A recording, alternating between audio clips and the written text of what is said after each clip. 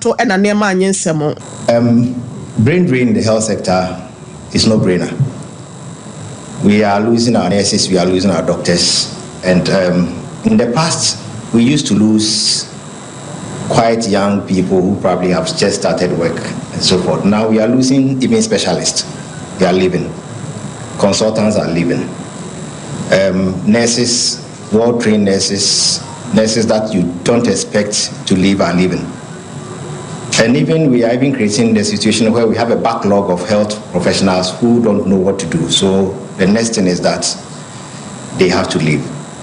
So for us to talk of a brain gain, for me, is very important because it's just like a train wreck. We all see it coming.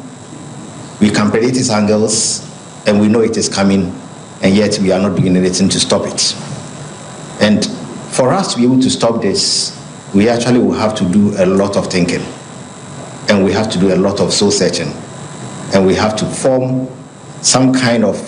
a mindset that is very important and critical in this direction. But the issues are clear. Issues no clear. We Dr. Slebo and at Walker no and a president at the Magana Medical Association in United States. Wakatria hon semno and shada enkoye moha. And until so that's a neighbor quaquajin nim dear at the afa pomode ho. No atena suku them and asa disuan them one fee no umra. Nebia, okofa $2,000 a diamond and a Ghana city so much as atia kofon pants and ringing aka who be a bassa sicano. I have fear be the amount and so baby and teno. A buying shen not to Tony money true. Na Ghana sicano intiming and also na intime M1 to brain drainer. And yes, I dream why we name home. See at it in him before a woman was so dina send one as what na a boy or minor nanchre and coswano etime cosno munina a janim diana one so ekwaje ye no mo ede kwama no ne ekwakoboa ma foforo no enho asem na no wotwetwe ho nkoma a ye wurasrebo wode ensem we say etu edwanom afe yenkwa yanim na wohwe akwantu ho nsensem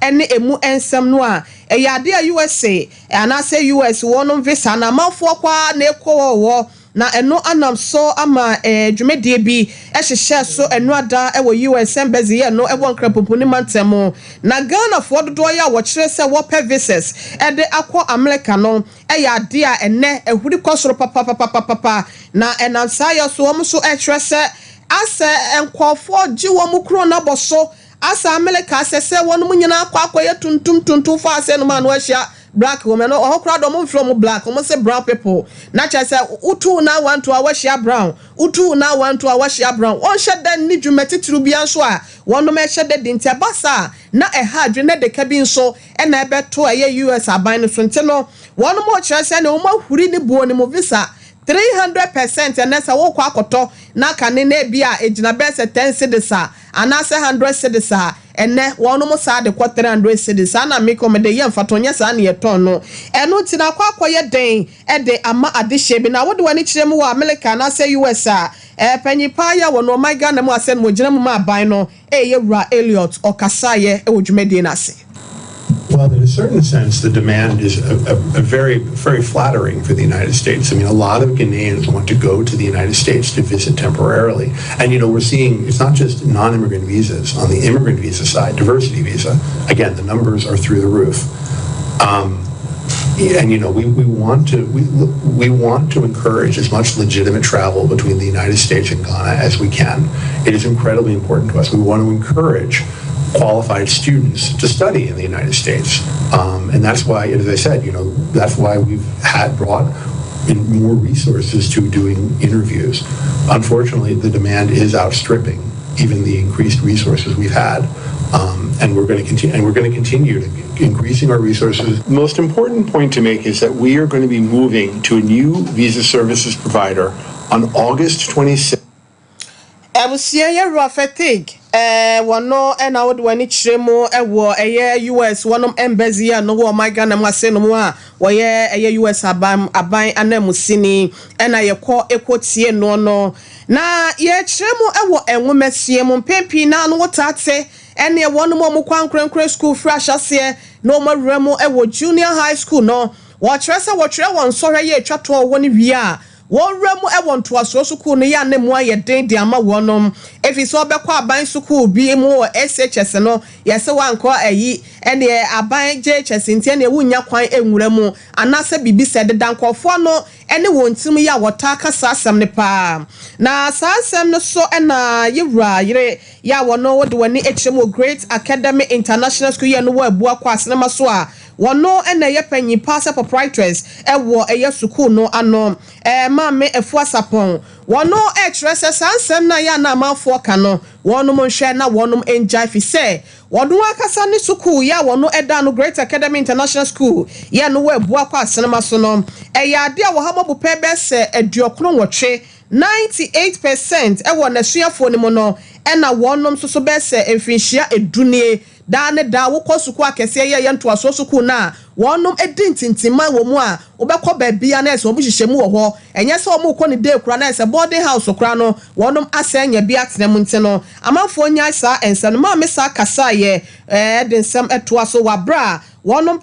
speech and prize giving day jumedie de tosomienu ewo suku mu wono na wonom ede ehihye so ma me afia nsem ne obi adwe mu se okọ aban school nko ade a obenya school na me pese na me de to ofuo bia ni mu se sasem mu na ewo omutrim se owie private school a wonya school no enye no kore eye ade a enkola ni nyina ye Ghana fo nkola edi se ye kwotwere ensohwe na government school or private school or but enkola no esa modern mo ene mo ye de bo enkola ni ntina ebedu time o mo nsohwe ne beba no mo de nkunim Great Academy start ye ya trebe empren bebre enkra do ma twere no ye wan kra be 3 e wo ya santo a tia mas enkola o tepa school bia ye bodin say ye school e won temo ha bia no obi nim say ye school papa no ye won kwala ne bi wo ho Ebusia proprietors ya wada Great Academy International School asinema so we bua kwa atwema nwa agya kropon mu asantema senom no ma me afia sapon ene ekotie no ne de no echi no na panyipa ya wono eye enwoma kwankyerefo ewo atwema nwa agya kropon mu wono so na napokua amo akoma me enso ede kakra eto aso school Great Academy ejumedia efe ya odeda amamre edi enam adechire kwan so na de hu ni say private schools eboa aban ekwan ahodo bebre so enkanka wo atwama mu ha omujumadi omudi nyina nso yani so enje ye be stress so mu amane bi a na o how bi a o me quickly o me by education office wo na any director aba be de hu nkomo na ehu anamu bi wo se director to be a what aboa private schools afi imagine sa kwan ya so biem asra wo for say the best legacy out the bema oba and say we be educating so all investment ajapade pia e obi ano dem man kotontoma yen fan kotontoma ye behwe ne ye pia de ahye ye ma enwomasiem de okasa ye enwoma panyi kwankyerefo ya wodo ni kyemu wo atwema nwa biagya kropon ni mu a wotua ano na napokua amuakom na ne krakra mu no wo hwe dwumedie no a na eninti atwetwo wuro ene animdefo na wonom so epiemu ewo ase and I'm sorry also monya for wisdom or say boa madodo na afre no kumkom atwemangwa biagya south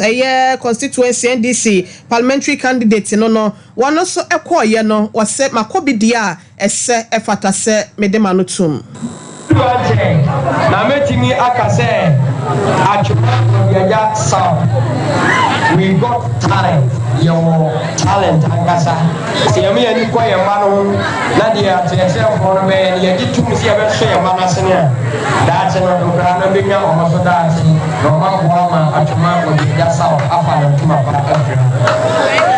afi aya abato afi akabo so memiansa na ye kwa abato so aboyi o manfanyini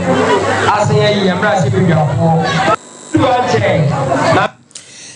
Ebusia ye kwaye ni mafe no abeka ye ho Sompa TV so ne Sompa 93.1 FM, Sompa 98.9 and Sompa 90.7 ye nyina ya ka bomo na ye de ensem no so edru aboboa no baby biara wo Facebook no eye Sompa TV Ghana na Sompa 93.1 na wako YouTube Sompa TV no wako tie ensempa ne bi enso de free wo na ema don frefo ewo MPP amanyoko ni mu ewo bosomtwe abato mpesi asomadan Sylvia Smedu wano so akasa na nsemu a woka nyina no ene se yenhwe na yentimi ensori na yenhwe eniso bi enfama MPP amanyoko ya na adodankwa akufuado ene Yoruba omia etua anono na nyankopon ya adoma wo kyerese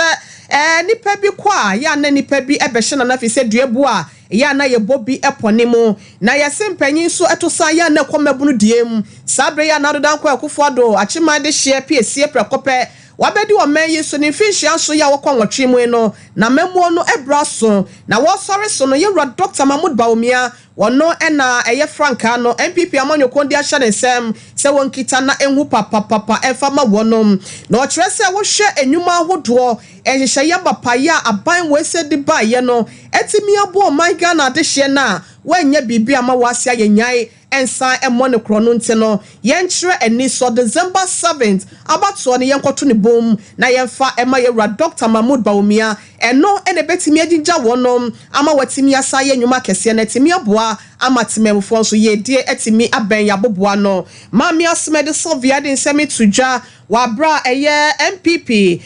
Baumia ladies ya wonom so ewomo no womo ehwe ye deda krosi wa wode ye mpaibo edema ekuo no breaking the 8 yenya hu de enti a ye ka breaking the 8 ni nyina ne say so hwema NDC omako 8 years MPP yako 8 years jesi a ne nyina ya ba begina pepepe 8 years no why ye hwede obe breaking na ye ne afa title no se ye be breaking ne akoyanim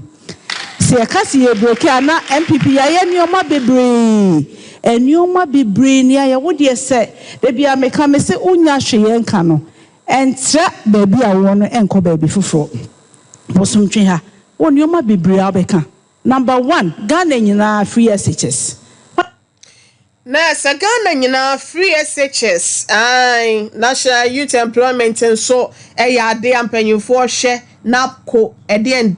enema ne dot nto o se yenhwe na aban na yesade na maye na yenkwankwo hye no animonyam be wo December 17 to aba no enfama MPP fo na commander edema Baumia ladies Madam Mary Boateng wono so ekire mu ewo dwumedie no ase eto ne no mutio fo na hihye dwumedie no oye national mu organizer na Baumia ladies any women's wing ye nyina ye didi chance ba akomu ye furu ba akomu ade ti se ye national mu organizer de se dwumedie we ya ba na se ye de ye hu jim na ye ne ye ne yie na boa ye nyina ko se be bompa ye na se Baumia timi di nkunim a enim women's wing na enim Baumia ladies enim se ye nyina ye Ghana fo na be so abapa de ama ye nyina ene ntina Baumia ladies mu hu ye na se ye de ye hu ahyem se ye ma me kejemfo ade ode ba ye no ye ba boa ma na ye na aye de chen so popone se ye be ye adwuma boa ba abusia maame edie echie no maame Mary Boateng no ne de na chi na trefo panyi edema eye bosomcha bato mpesi MPP amanyoko ne Yewura Joseph Yeboa wono so etu emanefo ehye won kran because okona ye kono Bible say enya honam ne moja ena enya na emum ye ne wie matumfo eni ahohom bone da haiden enya omo aye ne omo pray to me no omo nyamra sa akwa o omunyamre o anya ni so honhom mu no omodin enti se nyampa bo se ya yentumi Jericho afasuo na minim se edan a yebetumi de hammer ne pikas ne ade akọ ho akobubu nanso ye de saade ne ko ho anke yentumi ye de mpaibo ana kobubu ide Jericho afasuo enti mi fi se ye de mpaibo wura sa campaign we mu a 8 de ye be dan ye be break ye koso de mpaibo adama transie ya me ya Ebusia yemfiri wona yefiri ni nkyeremo ewo eye National Health Insurance Authority wono so ediemu na epanyifo ye wonom edadwumekuo ya no enso asusu enhyehyeye bi ede ama empanyifo sa wo hwe wonom amamra ya wo pempa mietintimie ede bata wonom adwuma ne ho a ade a eboa papa ye mu ba kokora no ene se levies ahodo na se to ahodo bi ye no ebe free mo ede aba no national health insurance mo aba no ene wono mo bofoto bi consolidated account bi na nka wono ede akwa akotomo na so ye kasa ye tibrekesa me chief executive officer ede national health insurance authority no Dr. Da Costa Abuaje enso asusu di aban panyimfo se baby a wadu ne de sabre wo mankasa anya wonum certificate ya metimi akasa wonum dim wo mu gina prem ya won betimi anya nan papa bi di agina so e wa abrabo free sabre ya konte no enke be ya consolidated account ya wo bi de ma wonum ya won to ahodo bi wo ho a wogege anase wotete na wode ekotom no wonsa enfa meto adwumakuo no wonum mankasa fotuo mu na atimi aboa ne ma ba komienu bi wo ho a obetimi ehia no basahare so a enya fe ne ya trakrata akoma we ne ya de akoma we ansa na adrum panyimfo anim wasan ne anase waye bibisa ama na sa aba wonche basa esai bre eje adaje ntino de esafata se waye ne ntem no entimi emamu sent won famre wonom na wankase ho kwan ya obefa so atoto won niema amadwumedie no so akoso tote de amatmemfo. NHIL, which you and I pays for it, must be sent to the NHIL account. Even within the current context, the NHIL in the capping space is expected to be around 7.9 billion for this year. 7.9 billion. This year's budget for NHIS is 6.8 billion. So if the finance minister and GRA were releasing the funds, I believe that it could go way, obviously, to help the Ghanaian people.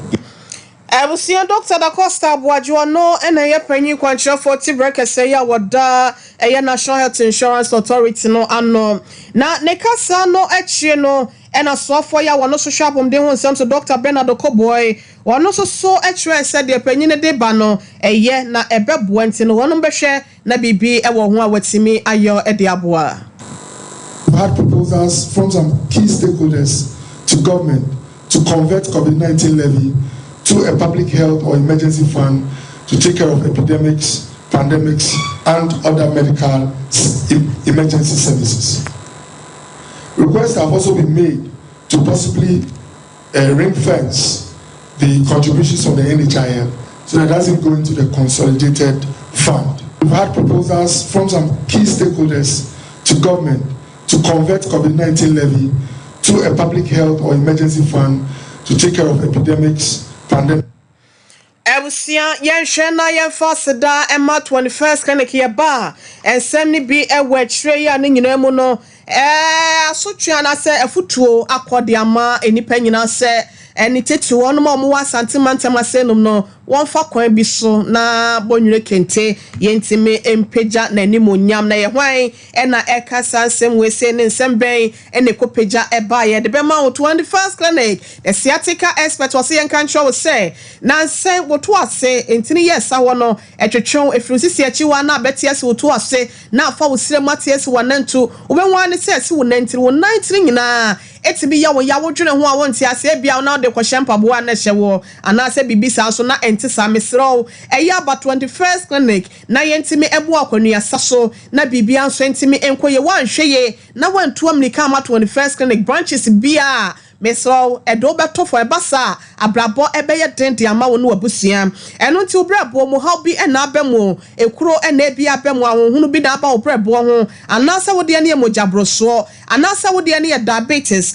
ede ben na ha wo sem yade ahodo ene efri wutiri so kopem borura no yade bia ye hinta e woni padua nim de yi ne ho adidi a kire wo no ye to asete se banche ne ma ye makrokra enkamu for ni kire mo 15 branches ye bie machine treatment ye ewo ho massaging papa bi enso ewo ho sanso na laboratory test ahodo bia danso no ye bi ewo scan service enso kra de na chesa agensemo ewo ho for ni kire mo na Dr. Yusuf Salifu wone panyimfo ye wo ho nyina doctor for enyina ehwemo a na wontu yade no asemfama 0540 311311 nene wase wode Europe tour no ahyehye so wo Belgium wo Romania wo Germany wo Italy hifa na wo ewo Europe abrochimemu wase watoa ewo wontine bomoden a na eje saba wese ne mbuki appointment doctor fondo do na kyeremu ewo ho na wonom entimi emo ansase ateka yade ne yade am ebobo so ne nyina so emfa emma ye ya bibifo ye de ene abibidro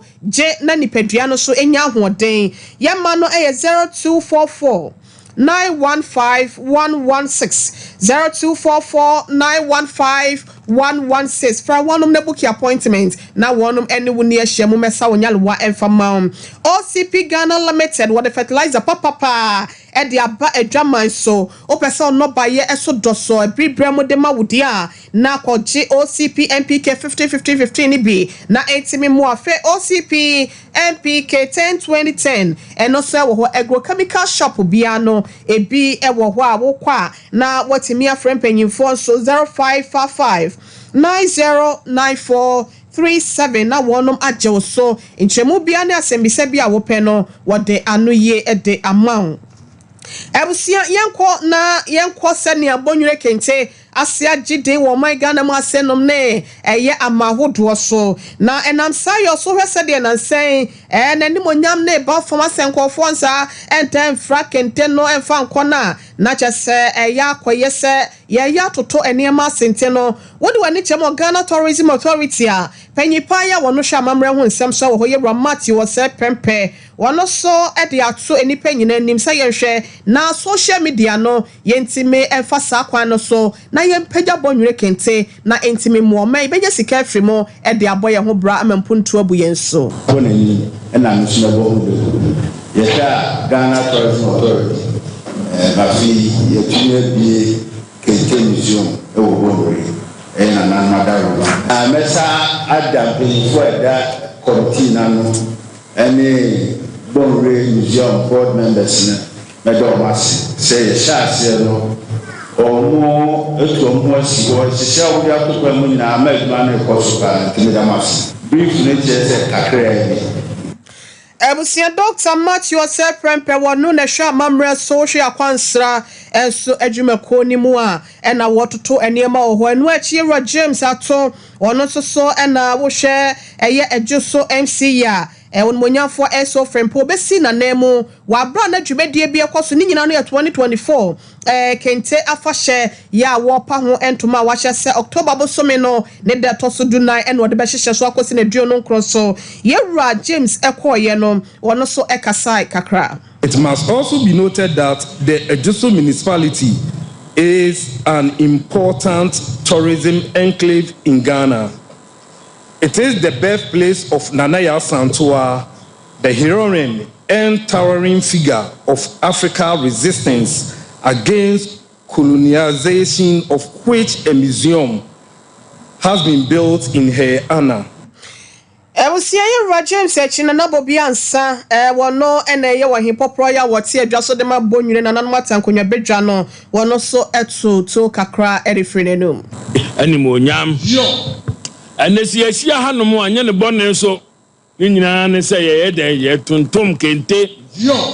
na otumfo se tutu asante hene wo se nana bobi ansa enu mpanyimfo ene bonyeman ene asanteman kente festival no from the 14th of October to the 20th of October yemfani kente festival busia ya DC asene ye fasida master boy bawa saba ena afe kwadwo asempa furniture works edum kumase yadase agundi abe sheriff nana akua adepa du big moma ya chin ye so papa wonu aba me gidi senya me adom wo ho eye na yenhwe na yensori enkonya eso yemfa asedane bi nsema agundi abe ene ono so ne dom ya wonom eba Facebook ene YouTube no nyina yadamase Yero Asante Abo Benedict eyesamufo panyi news kio Sompa 93.1 ka se dem kumase Sompa 98.9 kwenya kwabro no mabumpa ene ne dom esomu osunyane ena increase so eye papa toast and systematic upon that damusu kremu ewo my pikachu chief den from mama azuka and Africa Kelvin and so eboye Emma wo share ewo Facebook ni social media handles ni nyina so ekoba just sempremo bema and Africa Prince almost social TVMC aho e de Miami did wo hine ire mame ekua yeboa esiama bronya me sorry konwa so ama nana ya boa malibia boga Ghana fapim dwumedie no wo de